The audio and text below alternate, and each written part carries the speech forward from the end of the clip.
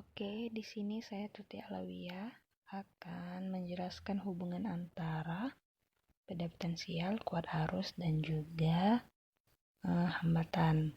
Nah, langsung saja di sini saya menggunakan aplikasi PET, bisa digunakan pada komputer maupun Android. Di sini saya akan merangkai suatu rangkaian. Saya gunakan kabel, kemudian baterai,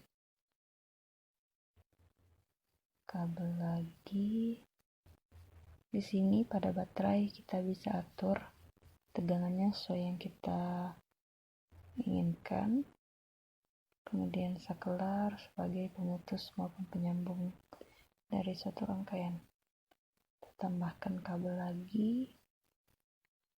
Kemudian kita gunakan sebuah lampu sebagai indikator, dan juga pada lampu ini kita bisa menggunakan hambatan sesuai dengan yang kita inginkan. Kita tambahkan kabel lagi, dan juga kita pasang ampermeter.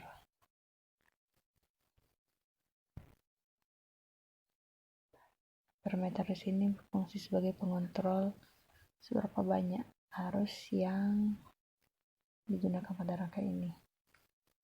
Ya, kemudian kita hubungkan dengan kabel lagi.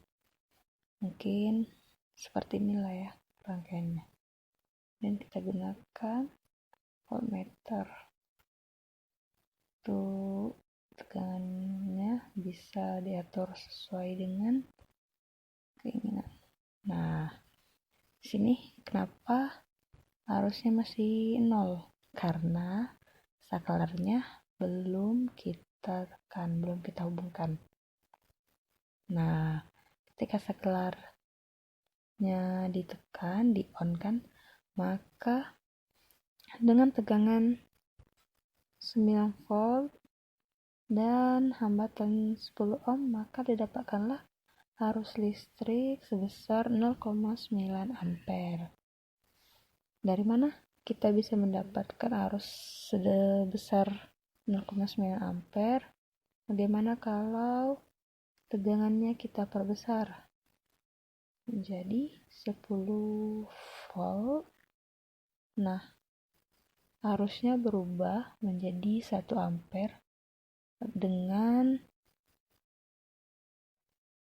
hambatan yang tetap. Ini menandakan bahwa besarnya tegangan berbanding lurus dengan arus.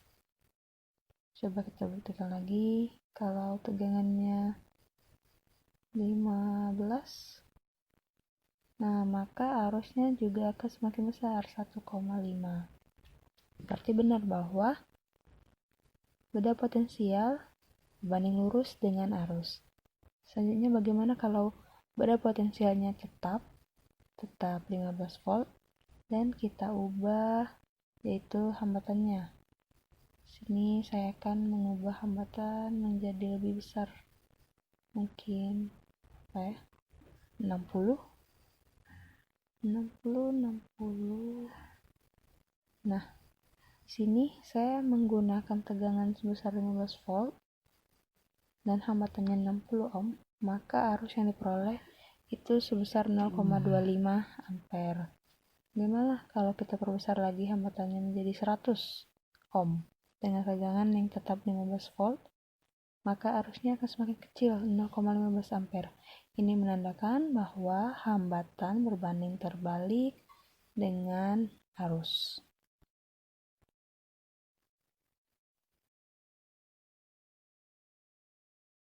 Oke, sebelumnya kita sudah melakukan praktikum virtual untuk mencari hubungan antara beda potensial, arus, dan juga hambatan dengan menggunakan rangkaian. Nah, di sini sama saja, hanya saja di sini sudah dilengkapi dengan angka-angka yang lebih mudah untuk dilihat dan juga ada rumus matematisnya. Langsung saja, di sini kita lihat bahwa dengan tegangan 4,5 volt hambatan 500 ohm didapatkan arus sebesar 9 mA. Bagaimana jika dengan tegangan yang tetap tetapi hambatan yang kita perkecil? Berapa arus yang akan didapat?